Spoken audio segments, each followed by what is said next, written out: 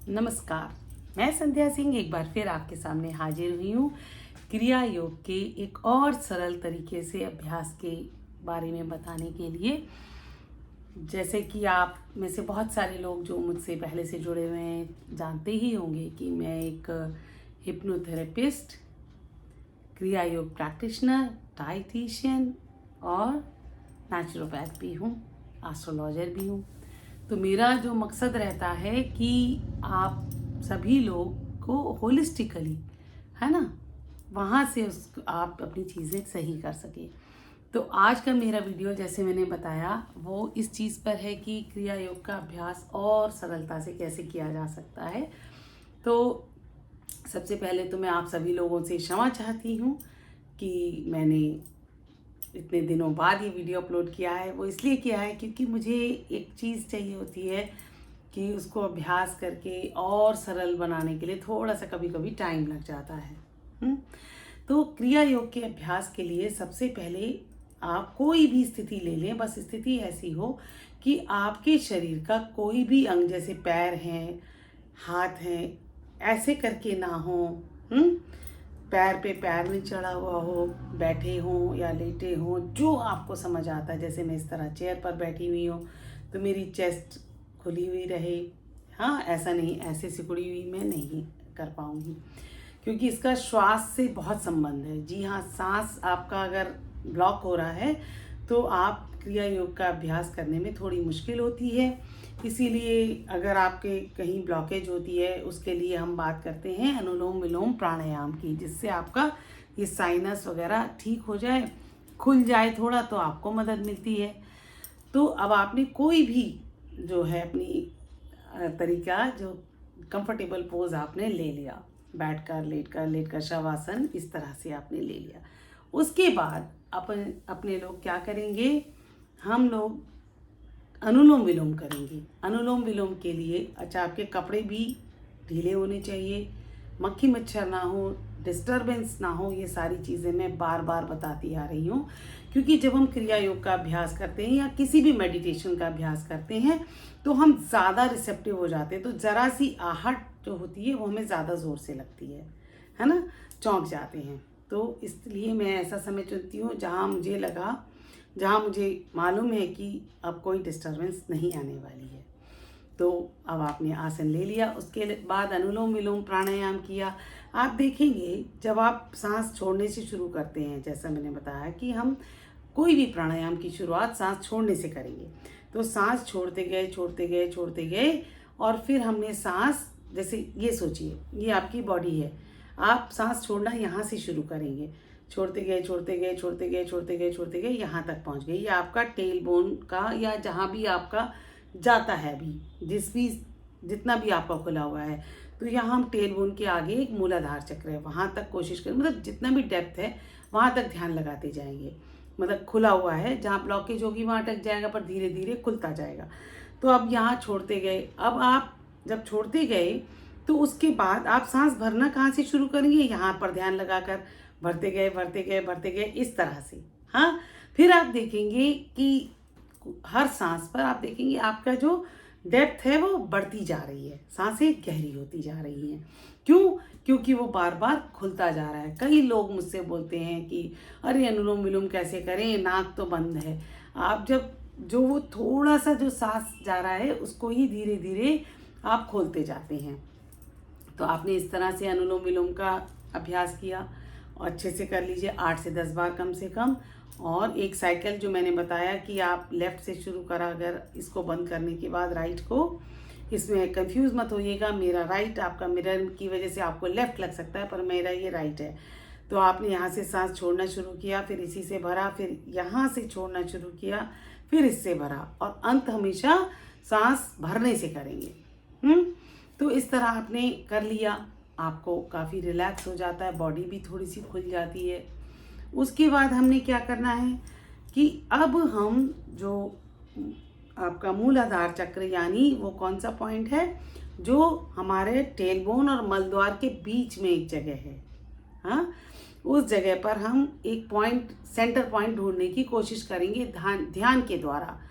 तो जब हम उसको ढूंढने की कोशिश करेंगे, हम देखेंगे कि हमारा कभी लेफ्ट में है या राइट में, कोई बात नहीं, लेफ्ट या राइट में उसको ऐसा करने की कोशिश मत करिए। आप उस पर, आपको मालूम है इसको सेंटर में होना है, तो आप जब उसको करते जाएंगे अभ्यास, तो धीरे धीरे, बहुत धीरे, वो डिपेंड करता है कि कितनी ब्लॉकेज है, क्या है, वो सेंटर में आने लगेगा। हाँ, आपको मालूम है, क्योंकि आपकी कॉन्शियस, जो सबकॉन्शियस माइंड है, वो कॉन्शियस माइंड से जुड़ रहा है। तो जब आपने उस पर ध्यान लगाकर करा, तो आपको कई दफ़ा ऐसा लगेगा कि जैसे वो ये वाला जो है ना, सांस लेना, और वो एक रिदम में चलते हैं। तो कई बार आप वहाँ ध्यान लगाएंगे, आपका जो अंदर साइनस या कोई ब्लॉकेज है, कुछ टेढ़ापन है या कुछ है, वो धीरे धीरे सीधा होने लगेगा। जी हाँ, जो आपका मूलाधार चक्र है, वहाँ हमारा गंध, हाँ जी हाँ, गंध का गुण है इसका। तो गंध हमारी बेसिकली कहाँ से है? यहाँ से। तो जब हमारा मूलाधार चक्र गड़बड़ाता है, तो हमारा सूंघने की शक्ति कम होती जाती है। तो जब हम ये करेंगे, तो धीरे धीरे जब खुलेगा, ये एक दिन में, आप जल्दबाजी मत सोचिए कि अरे मेरा नहीं खुला, मेरा तो ये हो गया। आप इसको सिर्फ करिए, ठीक है।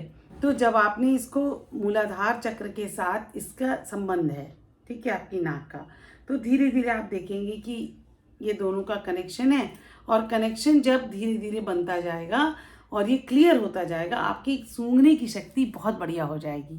हाँ, तो जब सूंघने की शक्ति अच्छी हो जाएगी, और इसका जो सूंघना है, इसमें चंदन की स्मेल होती है, ये जो हमारा है। तो अब जब हम इस तरह से अभ्यास करते जाएंगे, तो धीरे धीरे फिर आप देखेंगे कि आपका एक दूसरा चक्र है, वो है स्वाधिष्ठान चक्र।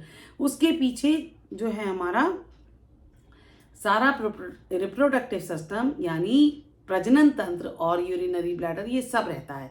तो जब हम उसमें, हो सकता है कई बार पल्सेशन महसूस होगी, है ना, और हो सकता है कभी कभी कि आप मूलाधार नहीं होके वहीं तक आप पहुंच रहे हैं, कोई बात नहीं, आप करते रहिए। उसके बाद हम कभी कभी देखेंगे हमारे मूलाधार, ये जो हमारा मणिपुर चक्र है, वो थोड़ा एक्टिव हो रहा है, उसमें थोड़ी पल्सेशन लगती है। तो कभी हमारा जो हार्ट है, हार्ट चक्र, क्यों हार्ट चक्र कैसे पता चलेगा? हमें खुलापन महसूस होगा, हमें दूसरों के प्रति एक एक्सेप्टेंस आएगी। मूलाधार चक्र में हमें स्टेबिलिटी आएगी। स्वाधिष्ठान में हमारा इमोशन, सेक्स और ये सब सही होंगे। उसके बाद हमारा मणिपुर चक्र है, उससे हमारा डाइजेस्टिव सिस्टम जुड़ा हुआ है, तो हमारा डाइजेशन बढ़िया हो जाएगा। हमारी जो डाइजेस्टिव को हिंदी में क्या बोलते हैं, खाना पचाने की, हाँ, पाचन शक्ति बेटर हो जाएगी, हम चीज़ों को बेटर ढंग से कर पाएंगे। अब जब हमारा हार्ट चक्र हमारा स्टेबल होगा, तो हम देखिए, हार्ट चक्र जब हम अनस्टेबल होता है, या तो हम कोई चीज़ बहुत ज़्यादा करते हैं, या बिल्कुल हम सिकोड़ लेते हैं।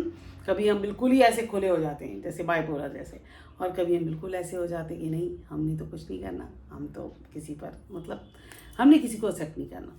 तो जब ये हार्ट चक्र खुलेगा, तो हमारे अंदर एक खुशी का एहसास होता है। उसके बाद हम देखेंगे कि हमारा विशुद्धि चक्र है। अब क्या होगा, जब हम विशुद्धि चक्र हमारा थोड़ा खुलने लगेगा, वो भी पहले खुल जाएगा, जल्दी खुलेगा, लेकिन मूलाधार चक्र में ही सबसे ज़्यादा टाइम लगेगा। तो साथ साथ चलेंगे, ऐसा नहीं कि पहले वही, आप फोकस वहीं रखिए, लेकिन ये अपने आप खुलेंगे। अब हमारा विशुद्धि चक्र में क्या होगा, हमारा जो वाक शक्ति है वो बढ़ जाएगी, और हमारी चीज़, जैसे वाक शक्ति भी बढ़ेगी, हमारा कहने का ढंग बेहतर हो जाएगा, और हमारी कन्विंसिंग पावर बहुत बढ़ जाती है। जो तो क्या होता है कि जब हमारी कन्विंसिंग, जैसे वाक सिद्धि भी हो जाती है, कि हमने कुछ बोला वो सच हो गया, ये वाक सिद्धि है, इसको विशुद्धि चक्र हमारा बढ़िया है, तो हमने बोला हो गया। कई लोग आपने देखा होगा, हाँ, कुछ भी बोलते हैं वो सही हो जाता है। उसके बाद हम देखेंगे धीरे धीरे यहाँ पर भी, जहाँ से हम एक्सेल कर रहे हैं, जैसे मैंने बताया, यहाँ से एक्सेल शुरू होता है, यानी सांस छोड़ते हैं। तो जब हमारी इंट्यूशन, यानी अतीन्द्रिय शक्ति, जिससे हमें पता चल जाता है कि हमारे आसपास क्या हो रहा है, हम ज़्यादा सेंसिटिव हो जाते हैं। ये वो ध्यान नहीं है कि दुनिया गई भाड़ में और मैं आंख बंद करके बैठी हूँ, नहीं, इसमें आपकी अवेयरनेस, चैतन्य, चेतना, हर चीज़ में आपको चेतना का एहसास होता है। अब वो सारी चीज़ें जो आपके आसपास हो रही हैं और आप नॉर्मल आंखों से देख नहीं पा रहे हैं, कानों से सुन नहीं पा रहे हैं, वो सारी चीज़ें होने लगती हैं। फिर धीरे धीरे आप देखेंगे कि आपका यहाँ पर भी थोड़ा जल्दी महसूस होता है। क्या होता है कि जैसे खुलनापन और ये सब लगेगा, आपको रिलैक्स लगेगा। तो धीरे धीरे आप इसका अभ्यास करिए। ये जल्दबाजी नहीं है, जल्दबाजी का काम भी नहीं है। तो जब आप ये अभ्यास करते जाएंगे आप देखेंगे कि आप अपनी ज़िंदगी को बहुत बेहतर ढंग से मैनेज कर पाएंगे। देखिए, मुश्किलें ज़िंदगी का हिस्सा हैं, उसको आप अवॉइड नहीं कर सकते। हम क्या कर सकते हैं? अगर हमारे सामने कोई मुश्किल आ जाती है, हम क्या कर सकते हैं? सोचिए, हम उस मुश्किल का सामना कैसे करते हैं उस पर डिपेंड करता है। जैसे किसी के लिए जो मुश्किल है वो एक अपॉर्चुनिटी बनती है, हाँ, और किसी के लिए वो बिल्कुल बर्बाद। अब अपॉर्चुनिटी किसके लिए बनती है? जिसके अंदर साहस होता है। जैसे मैंने बताया, सारे गुण हमारे अंदर आ गए, हमारा डाइजेशन ठीक है, हमारा हार्ट सही है, हम बेहतर सोच पा रहे हैं, हमारे चक्र बैलेंस्ड है। धीरे धीरे होते हैं और धीरे धीरे ही इम्प्रूव होता है। कभी जल्दी भी हो जाता है। तो अब ये सारी चीज़ें हम करते जाते हैं और बीच बीच में ऐसा भी होगा कि आपके सामने कोई चीज़ आएगी तो आप कहेंगे कल जहाँ थे हम आज वहाँ नहीं हैं। कोई बात नहीं, चिंता मत करिए, अभ्यास करिए। देखिए, एक इंग्लिश में उसका मुझे हिंदी में थोड़ा सा पता नहीं है कि जो हमारा फंडामेंटल डार्कनेस यानी हमारी जो अज्ञान है वो भी ज्ञान का ही एक रूप है। ऐसा नहीं है कि ज्ञान और अज्ञान बिल्कुल अलग अलग कर सकते हैं, नहीं। ज्ञान और अज्ञान बिल्कुल एक ही सिक्के के दो पहलू हैं। तो हम उस दोनों सिक्कों के पहलू को साथ लेकर चलेंगे। तो इस तरह से आप देखेंगे कि आपकी ज़िंदगी में आप बेहतर तरीके से अपनी मुश्किलें और अपनी चीज़ों को हैंडल कर पाएंगे। आप अपने स्वास्थ्य को बेहतर बना पाएंगे। तो क्रिया योग का अभ्यास इसलिए ज़रूरी है। तो करते रहिए, जुड़े रहिए। और इसी तरह आपकी जो एक भी कमेंट होता है, आपकी डाउट होते हैं, वो मुझे एक प्रोत्साहन देते हैं कि आपने इसका मतलब उसका अभ्यास शुरू किया है। तभी तो डाउट आएंगे। आपने वीडियो देखी, अभ्यास नहीं किया, कुछ नहीं किया, तो आपको डाउट कैसे आएगा? तो इस तरह से हम करते हैं। तो फिर मिलूंगी आपको। उम्मीद करती हूँ आपको मेरा ये वीडियो अच्छा लगा होगा। अगर अच्छा लगा है और आपको लगता है किसी और को इसकी ज़रूरत है तो उसके साथ शेयर करना, चैनल को सब्सक्राइब करना ना भूलें। मेरी आप लोगों से एक ही वो है कि आप सब इसका अभ्यास करें। जो लोग बहुत ज़्यादा, मतलब मैं थोड़ा सा इस मामले में हूँ कि मैं चाहती हूँ आप किसी पर डिपेंडेंट ना हो, अपना ज्ञान, अपने गुरु खुद बन जाए ना। तो फिर मिलती हूँ आप सबको, तब तक के लिए नमस्कार।